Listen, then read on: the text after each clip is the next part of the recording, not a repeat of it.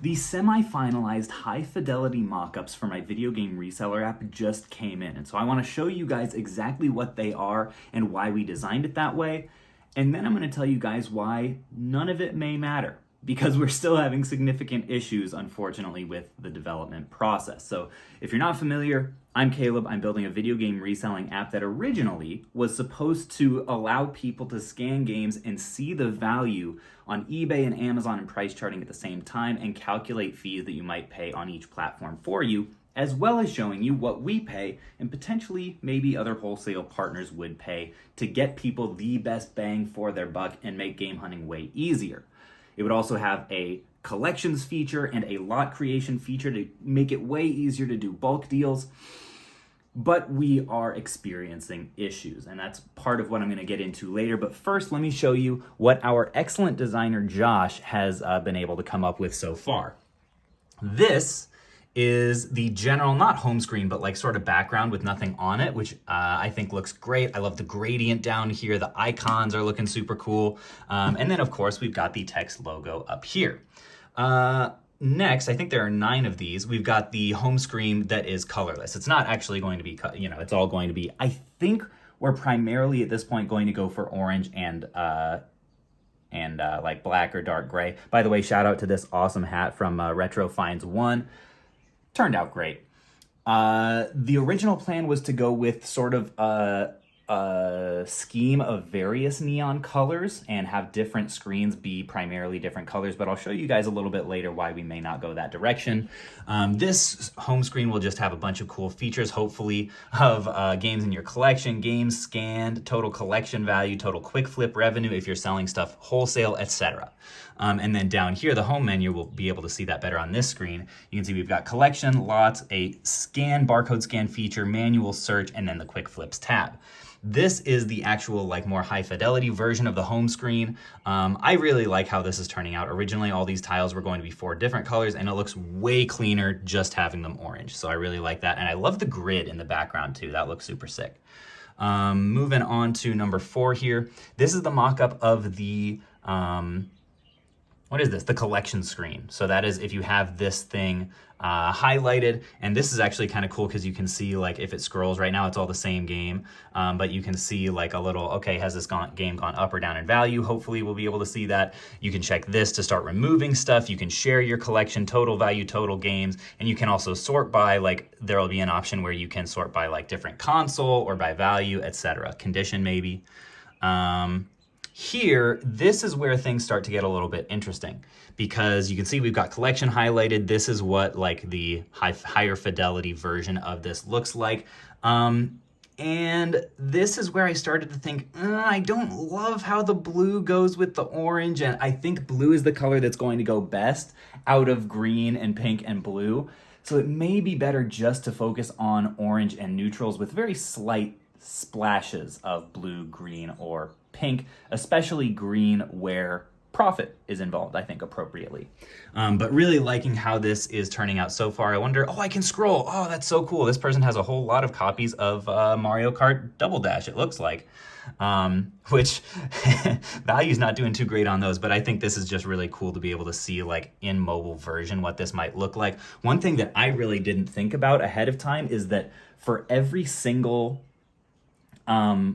for every design decision that is made, you have to think about designing not only for like whatever iPhone you have, but also every iPhone that someone might have and every screen size on Android and Google phones and Samsung, and like it's crazy the number of like every time you're picking a font or an orientation or a size or a comparison, a proportion. You have to consider what the effects of that are going to be on a whole bunch of different screen sizes, and it's just a huge process. Anyway, that was screen number 5 that we've gotten to.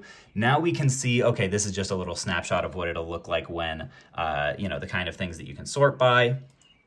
My collection again. Okay, this is what it'll look like if it's sorted by console with those nice headings there, which is nice to see. We've got collection again. Okay, what it'll look like when you click on this, remove titles, remove there. You can check them, do them all at once. And then over here we have, what is this? Okay, now they're just checked, I guess, and it's the same thing. So you guys kind of get the idea. The lots tab will be very similar. What we haven't gotten to at this point is like the quick flips page, which you'll be able to see different batches, etc. And what will come up when you search a game, the kind of data that will be displayed, which is super important.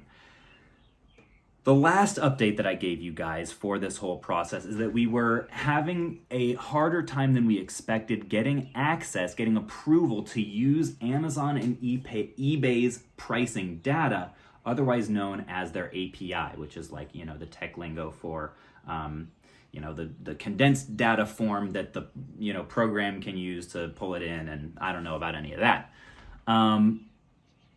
So we were having more trouble than we expected getting approved to use that. And if we're not approved, we're not going to be able to display easily the data from those sites when somebody scans the Mario Kart Double Dash. We want to be able to say, here are all of the current offerings on Amazon relative to different conditions, and here's the estimated fees that you would pay, and here is your what you could expect to net on that. If you put in your buy cost, here's what you could expect to profit.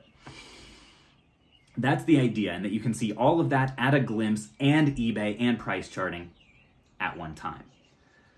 The problem is, if we don't get these approvals, the value of the app, the efficiency, the time that it will save people is significantly compromised, especially if we don't get eBay, because you wouldn't be able to see eBay sold comps. We do still have price charting, which is a sort of an aggregation of eBay sold data, and they do a great job. But we would be very dependent on them not yoinking that API license. So a little bit scary all around. If Amazon is pulled, same thing. You could see like eBay recent sold, and you can see price charting data, but you wouldn't be able to see Amazon. We would still be able to maintain the lots and collections features, but it would definitely be tougher. And all of this, it's been at this point a little over a week since we submitted that. Both of those applications have not heard back from either of them yet. And this has my wheels turning about, holy cow, like, what if we just don't get it? And so I've made a contingency plan that will go into effect if one or both of those is not approved, or if we get to, right now it's the 17th of November, if we get to December 1st and we haven't heard back, we'll just consider it to not be approved, because that's just not something that we can rely on, at least at this time.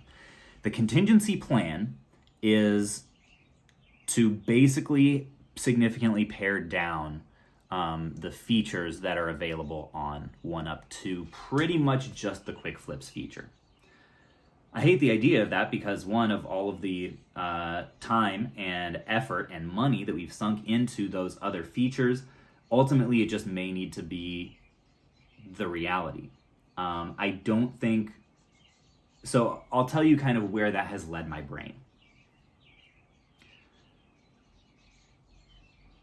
If the app is just a wholesale connection app that allows you access to prices that you can't get anywhere else, and like, you know, instant money, and you can sell everything in one place, that's still a lot of value. It's a fantastic tool to have in your belt, especially if there are, you know, if we can find a partner who will take consoles, and that way all the most common stuff that you're going to find when you're game hunting, you can sell it instantly if you want to, and pay no fees. That's still a huge value, but is it the kind of thing that you can charge $50 a month for? I don't know, probably not. But that would bring up another problem, which is, if we made this app free, that is going to invite all of the scammers and riffraff to just send in all kinds of nonsense and see how far they can push the boundaries of this system, because there's no downside. There's no risk, there's no paywall. So in this theoretical example, you know, this thought experiment, the solution that I came up with was, I would love to have a system where the app is paid. If it's only quick flips, you know, it's probably a cheaper price. Maybe it's the same price, I don't know, because it won't matter as much. A system in which the more stuff you send us, you earn free months of the app. So the people who are sending us, the idea I had was like, for every $250 you sell us, that's a free month. So if you send us, a lot of people, like just today, we had 4 people send us $1,000 worth of stuff. that's an instant 4 months free. And the people who send us stuff consistently, they'll never pay a dime for the app, is the idea. But there's still enough of a paywall there that will keep the riffraff out and not have us or other potential wholesale buyers scrambling and having to, do extra work to identify like broken games and deal with a bunch of people who don't understand condition requirements and extra correspondence in the customer service and all that stuff. The thing is, that system, I got to realizing, actually, even if we do get approved for these APIs, may be a beneficial one to implement either way. The long and the short of it is, I had a meeting just today with the project manager for this from Apax, and we just kind of talked through what the reality of the situation is. We came up with the December 1st date of like, that's when we're going to pick a direction, and either it's going to be a significantly slimmed down version of the app that we will be charging less for, and to all the people who use it regularly, not charging at all, or we may be able to move forward if we have gotten access to the APIs by then and they seem reliable. We may still be able to move forward with the full vision of this app with all of the features that it initially was supposed to provide. I love the idea of that, especially the lots feature, because there's just not anything else right now on the market that does that, and I hate that there's not an easy way to calculate value for bundle deals. If I can provide that, I would love to. That's the biggest thing that for me I think would be a real asset to video game sellers, whether it's stores or vendors or online sellers, being able to go to a Facebook Marketplace listing and quickly add a bunch of stuff to a lot, see the full value and know how much you should message and offer. Or if you're, buying a collection from someone in person, being able to quickly input it and see all the values right there. That's just a ton of value that I don't want to have to sacrifice. But the reality that I'm realizing from this whole process is I don't have control over everything. Like, I can control how much I put into it, how much money and time and effort I'm using to try to get access to this. But ultimately, if it seems like we're building on a shaky foundation, I would rather just stick with what I know I can do excellent than try to build a whole system on top of assets that we don't know are rock solid. I don't know if that really makes sense. I just kind of wanted to bring you guys into my brain. You can probably tell I'm rambling and scrambling because this week has just been like, I feel like my hairline has taken, I don't know, has my hairline taken a significant hit because of the stress of dealing with this freaking app data? I don't know. If nothing else, after all of this, at least I will have a really cool hat.